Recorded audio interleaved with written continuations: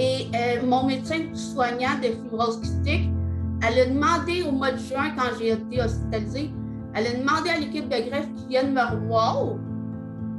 Puis ils ont dit, tant qu'elle n'est pas vaccinée, on ne retourne plus la voir.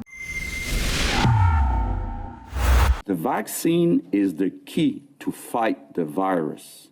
This is why we're looking for an health contribution for adults who refuse to be vaccinated for non-medical reasons.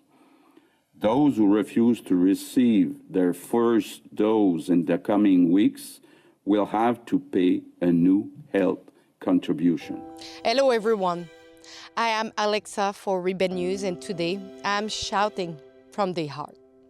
Joanie Dupuis, a young woman with cystic fibrosis, was sentenced to a slow death by the College of Physicians and the Hospital de CHUM, Hospital Center of Montreal University, and the government, since they are all complicit in this inhuman decision.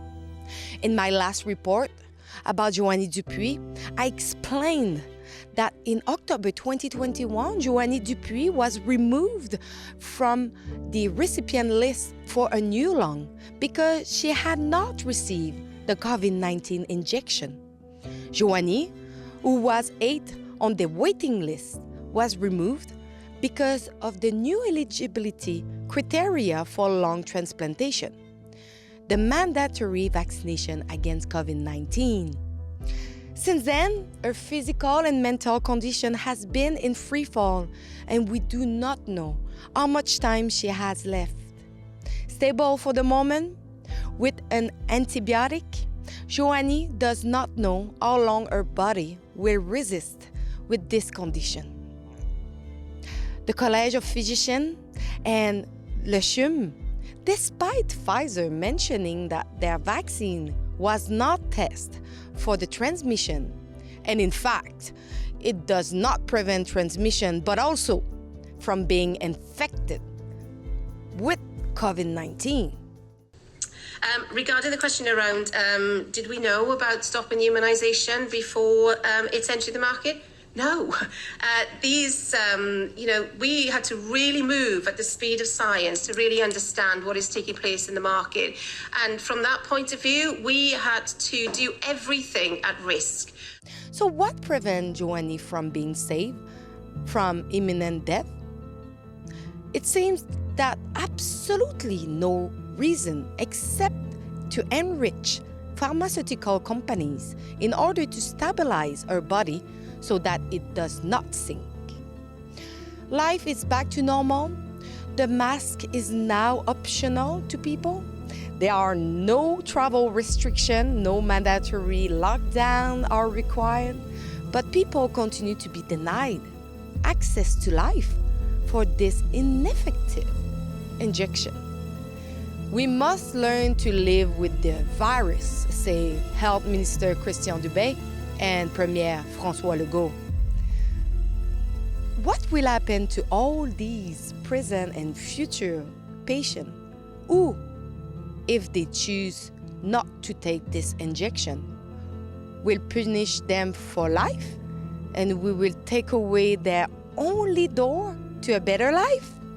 After a discussion with Joanie Dupuis, she had mixed feelings between taking the risk of being injected, despite her previous allergic and immune reaction to the other vaccine in the past, or not taking the injection and sentenced herself to a slow death. She chose the second option out of fear and anxiety of not surviving the injection and or suffering adverse reaction.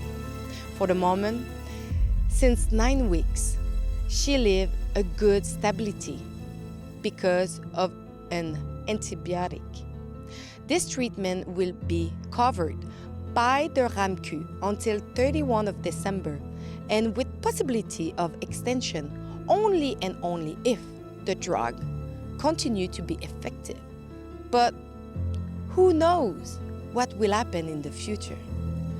Even more absurd is that the last November, the Alberta Court of Appeal said that The vaccine requirement for organ transplantation does not violate the right and freedom of Canadians. I'm sorry? What violates a person's rights and freedom more than refusing treatment? Vital treatment in this case. We cannot sit back and watch a citizen die without doing anything. It's still time to take action and sign massively for Joanie, who need each of you at savejoanie.ca. And please stay tuned for my next update. Would you support policies that prioritized vaccinated patients over those who are unvaccinated, who are in there because they made that choice? I have heard from healthcare professionals across the country who are, as we know, exhausted from the past year and a half, who are worried about their own loved ones, who are working incredibly hard to keep all Canadians safe, whether they're vaccinated or unvaccinated, but who are expressing increasing frustration and little bits of anger that they are spending so much of their time trying to save people who could have saved themselves. Joanie is still fighting for her life, still being denied for a lung transplantation. But at Rebel News, we did do a petition. So please go and sign the petition massively at savejoanie.ca. And we will go and put pressure on the College of Physicians and also the hospital in question. She needs you. She needs your help. Please sign it massively.